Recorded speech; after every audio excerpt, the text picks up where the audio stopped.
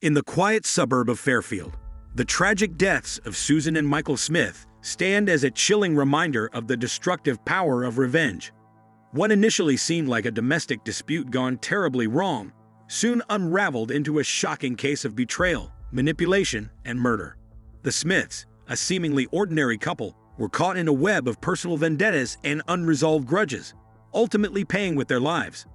Their story became a sensational criminal case, not just because of the horrifying circumstances of their deaths, but because of the deeply personal motives behind it. The Smith family, a seemingly normal life.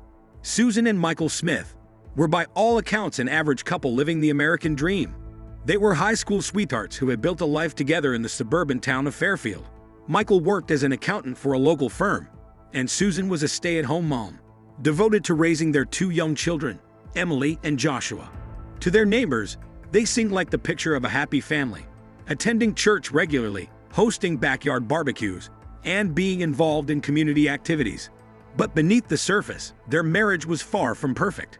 Financial struggles, infidelity, and growing emotional distance had begun to wear away at the couple's relationship. The cracks in their marriage became increasingly evident to those closest to them, but no one could have predicted the dark path it would eventually take. The infidelity that changed everything. The catalyst for the Smiths' tragic downfall began with a secret affair between Susan and a man named Mark Harris, a former college friend of Michael's. What started as a harmless reconnection over social media quickly evolved into a passionate affair. Susan, feeling neglected and isolated in her marriage, sought emotional and physical intimacy elsewhere. Mark, who had long harbored feelings for her, became the perfect escape from her troubled home life. For months, the affair remained hidden. Susan was adept at maintaining the facade of a devoted wife and mother, while secretly meeting Mark in hotels or at his apartment. However, as is often the case with illicit relationships, the truth eventually surfaced. Michael discovered the affair after stumbling upon incriminating messages on Susan's phone, and the revelation shattered him. The discovery of Susan's betrayal ignited a deep sense of anger and resentment within Michael. He was devastated not only by her infidelity, but also by the involvement of someone he had once considered a friend. Michael, determined to confront Susan and Mark, found himself spiraling into a vengeful obsession. His once mild-mannered demeanor gave way to a darker side, driven by the desire to make both Susan and Mark pay for their betrayal. A plan for revenge. As Michael's anger festered, he devised a plan for revenge that would have devastating consequences. He began tracking Susan's movements, secretly following her and Mark whenever they met. Fueled by the betrayal, Michael began collecting evidence of the affair, documenting every interaction between them. At the same time, Michael sought solace in an unlikely source: Mark's estranged wife, Rachel. Rachel had left Mark after discovering his infidelity years prior, and the two had remained bitterly separated. Michael and Rachel bonded over their shared pain, and what started as an emotional connection soon became something more sinister. Together, they began plotting how they could exact revenge on Susan and Mark. The plan they devised was both calculated and cruel.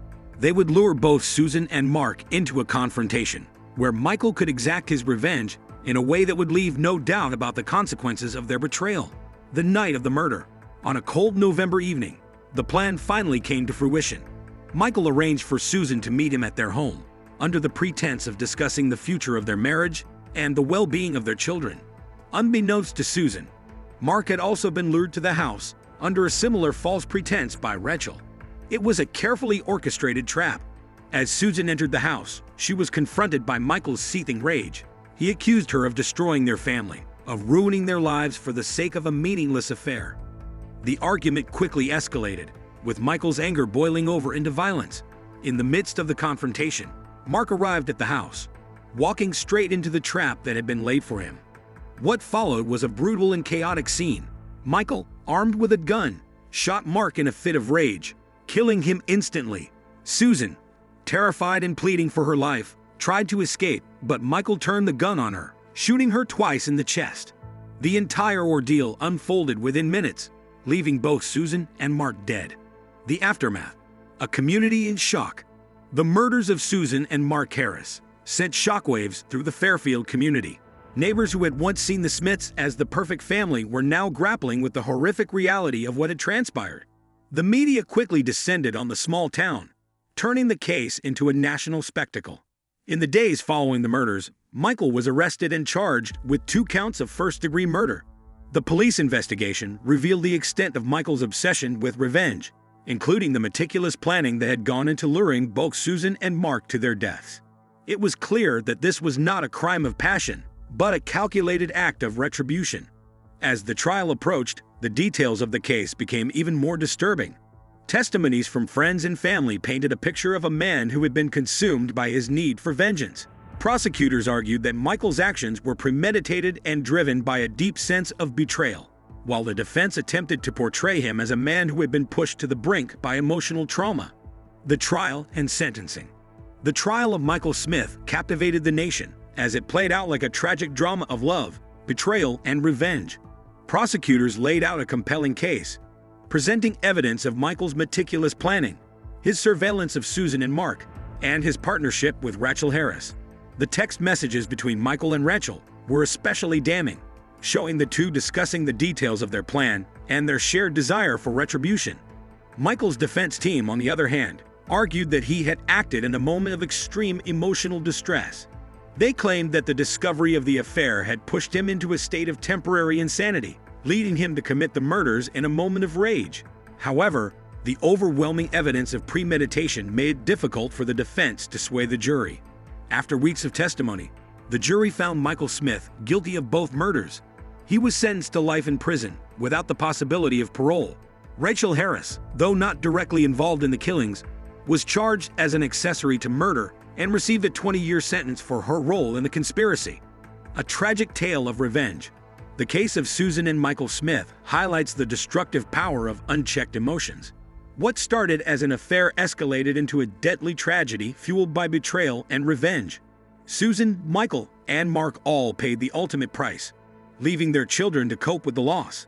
The quiet town of Fairfield became the backdrop for this shocking crime.